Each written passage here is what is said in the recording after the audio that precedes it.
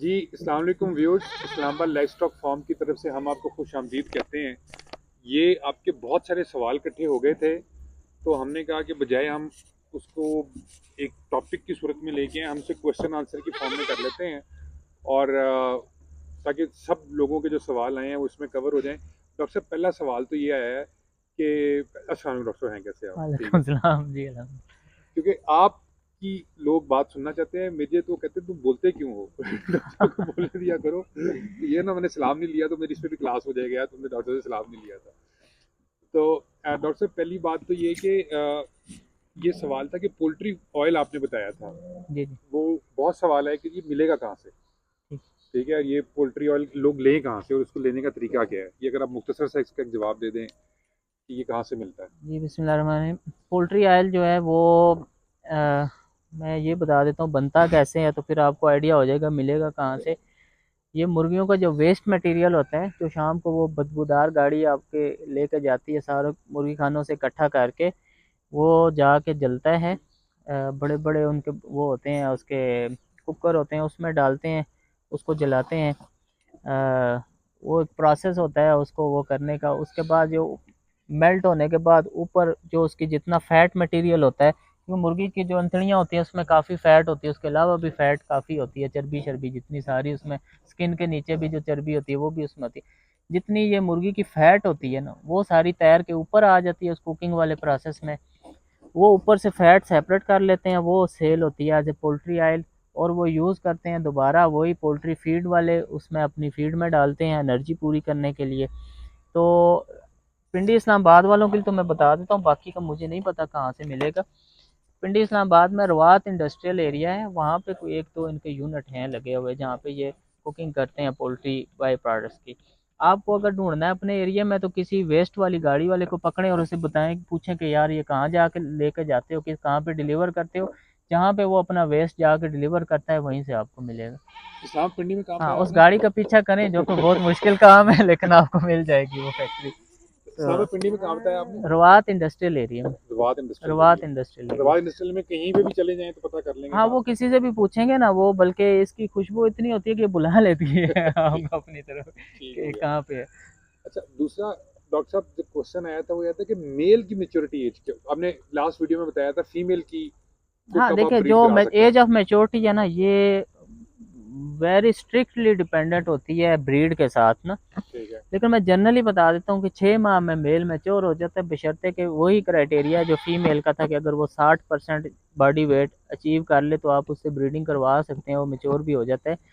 लेकिन अगर breeding as आ गई या वेट पूरा नहीं हुआ, तो फिर आप उससे ब्रीडिंग नहीं करवाएंगे, करवाएंगे भी तो आपको रिजल्ट नहीं मिलेंगे। वैसे जो बीतल ब्रीड है और बहुत सारी ऐसी ब्रीड्स हैं जो देसी कह लें, उसमें मेल 6 माह में भी मैच्योर हो जाता है और सम टाइम वो क्रॉस भी कर लेते हैं। तो हेल्थ के ऊपर बहुत ज़्यादा डिपेंड करता है, उसके वज़न के ऊपर बहुत ज़्यादा डिपेंड करता है। ठीक है जी, मैं कम से कम एज बता रहा हूँ, 6 माह में अगर आप उसको अच्छी हेल्थ लेके चलें, उसका अच्छा बॉडी वेट अटेन किया आपने, तो वो 6 माह में मैच्योर हो जाता है। ब्रीडिंग के काबिल जो है, फिर आप 2-3 महीने बाद में उसको ब्रीडिंग के लिए यूज़ करते हैं, ताकि उसके जो स्पर्म क्वालिटी है वो इम्प्रूव हो जाए, ताकि आपको कंसेप्शन रेट या बकरियों के ठहरने का जो वो है रेशो, वो अच्छी मिल जाए। वैसे मैच्योरिटी एज इसकी 6 माह तक होती है, मेच्योरिटी कम 6 अज़ में आप कम। हाँ, ब्रीडिंग कब शुरू कर लें? ब्रीडिंग आप 9 माह में शुरू कर लें। 9 माह में हाँ शुरू कर जी, लें। ठीक हो वो गया। ब्रीड डिपेंडेंट है। ठीक है। बहुत सारी देसी या टेडी बकरे जो 6 माह में भी ब्रीडिंग कर लेते हैं। ठीक। लेकिन बीतल की बात करें तो ये थोड़ा सा ज़्यादा टाइम लेता है। ठीक। अगर आपके वो ग्रोथ अच्छी नहीं है तो साल तक भी चला जाता है। लेकिन हमारा ये मेल अभी खड़ा था यहाँ पे, ये अभी हमने तकरीबन साल का हुआ तो हमने इसको इंट्रोड्यूस करवाया 11-12 माह में जाके। लेकिन ये अंडर वेट था, बीमार रहा था काफ़ी। अदरवाइज़ ये मेरा ख्याल है कि इस ब्रीड को अगर हम अच्छे तरीके से लेके चलें तो ये 9 माह में ब्रीडिंग कर सकते हैं मेल इसकी, ठीक हो गया। नागरी ब्रीड की बात। बिल्कुल ठीक हो गया। अच्छा, तीसरा सवाल डॉक्टर साहब जो था वो ये था कि मूंगी की हे आपने इस्तेमाल कराई। ओह बड़ा ठीक है, कमाल की चीज़ है। तो वो कहे तो यार इसका रिजल्ट हमें बताइए कैसा रहा। बेहतरीन है जी। लूसन को जूते मारे हैं हाँ, इसमें। लूसन वाले आप मेरे से वो ना हो जाएं, खफा खफा हो ना हो जाएंगे, वो जाएं। हमारी क्लास ले लेकिन लेंगे। लिटरली ये हमारे जानवरों की सेहत, अगर हम रिव्यू किसी दिन करवा देंगे फार्म का, बहुत आउट क्लास रिजल्ट मिला है हमें, किसी सूरत में ये लूसन से कम नहीं लगा। जानवर अब खुलियों में लूसन भी पड़ा होता है, मूंगी की हे भी पड़ी होती है, आप यहाँ से अंदाजा लगा लें जानवर हमारे पहले मूंगी की हे खत्म करते हैं फिर लूसन की तरफ जाते हैं। बिल्कुल सही। तो सेहत भी बहुत अच्छी है। बाकी अब इसके जो न्यूट्रिशनल वैल्यू है ये वो हमने लैब इसकी करवाई नहीं है, वैसे 14-15% प्रोटीन होती है इसमें, लेकिन मीठा होता है शायद या क्या, आप बहुत शौक से खाते हैं जानवर और हजम भी अच्छा कर रहे हैं। ठीक हो गया सर। चल चल। अगला सवाल ये था डॉक्टर साहब कि लोगों को के यहाँ एक मिसकंसेप्शन है, मतलब मैं मिसकंसेप्शन इसलिए कहता हूँ कि जब अक्सर सवाल करते हैं ना तो कहते हैं यार कि जी जानवर हैं आपके पास, जी हाँ जी हैं, बेचने हैं जी, बीतल है या मक्खी चीनी है, ठीक है। तो लोगों का शायद एक तो क्वेश्चन भी लोगों का है कि यार ये बीतल और मक्खी चीनी कोई फ़र्क चीज़ है या मक्खी चीनी बीतल की ही एक ऑफशूट है, ये ज़रा थोड़ा सा क्लियर कर दें हमें। अच्छा, ये काफ़ी लंबा टॉपिक है, वैसे मैं बता देता हूँ। ये पिछले हफ्ते एक चाइनीज़ डेलीगेट आया हुआ था हमारे फार्म पे भी विज़िट किया उन्होंने, बकरियों की ब्रीड के हवाले से। दुनिया एक ही ब्रीड को जानती है, पाकिस्तान की बीतल, ठीक है। अब जो क्लासिफिकेशन ऐसे होती है वो ऐसे होती है, पहले होती है स्पीशी। हम्म, स्पीशी कहते हैं, जैसे बकरी है, बकरी एक स्पीशी है, हम्म, ठीक है। उसके बाद स्पीशी के बाद आती है ब्रीड, ब्रीड हम कहते हैं नस्ल को, हम्म, ठीक है। बीतल एक नस्ल है, टैडी एक नस्ल है, ठीक है। ये हो गई है नस्लें, ये ब्रीड हो गई, ठीक है। ब्रीड के बाद आती है स्ट्रेन, हम्म, ठीक है। स्ट्रेन भी कहते हैं उसको, और भी नाम लेते हैं, मुख्तलिफ इसको टर्मिनोलॉजी यूज़ करते हैं, लेकिन ब्रीड के वेरी नेक्स्ट बात जो होती है ना, स्ट्रेन आती है। हम्म, अब बकरी के अंदर जिस तरह बहुत सारी ब्रीडें हैं, नस्लें हैं, और नस्ल के अंदर फिर आगे स्ट्रेन होती हैं। हम्म, बीतल एक नस्ल है, प्योर जो ब्रीड है ना वो बीतल ही है, उसके आगे ये सारी जितने आप नाम लेते हैं, नागरी, मक्खी चीनी, ये स्ट्रेन्स हैं बीतल की तकरीबन 9 स्ट्रेन्स हैं, शायद मैं गलत हूँ, एक दो ऊपर नीचे भी हूँ, लेकिन मेरे इल्म में 9 स्ट्रेन्स हैं। राजनपुरी भी बीतल की स्ट्रेन है, ठीक है। मक्खी चीनी भी बीतल की स्ट्रेन है। पोठवारी बीतल भी बीतल की स्ट्रेन है, जो भूरे रंग की बकरी होती है। उसमें फिर गुजराती भी एक बीतल की स्ट्रेन है, फैसलाबादी नागरी भी एक बीतल की स्ट्रेन है, ठीक है। होतल एक ब्रीड है रेमिया खान एरिया की, वो भी बीतल की स्ट्रेन है। तो 8 से 9 स्ट्रेन है जो सिर्फ पंजाब में ही आपको मिल जाती हैं बीतल की, तो ये सारी हैं स्ट्रेन है, मक्खी चीनी नागरी, ये ब्रीड बीतल है। हम्म, ये बीतल की 8 से 9 स्ट्रेन हैं, ये हैं बेसिकली, जब इसका आप जेनेटिक एनालिसिस करते हैं तो 80-90% जो इसकी सिमिलैरिटी है वो बीतल के साथ ही मिलती है, वो एक ही जैसी है, 80-90% ये एक जैसी है। 15 से 20% इनमें डिफरेंसेस आते हैं। हम्म, हाइट का डिफरेंस होगा, थोड़ा बहुत वेट का डिफरेंस होगा, कलर का डिफरेंस होगा, शेप का, नाक का डिफरेंस होगा, कान का डिफरेंस होगा, ये छोटे माइनर डिफरेंस हैं। लेकिन 80% ये जेनेटिक सिमिलैरिटी एक ही होती है, तो उसको वो हम एक ही ब्रीड कंसीडर करते हैं साइंटिफिकली। आगे स्ट्रेन्स अलग अलग होती हैं, उनको फिर हम जिनके ऊपर हम लड़ रहे होते हैं ना, वो स्ट्रेन्स होती हैं।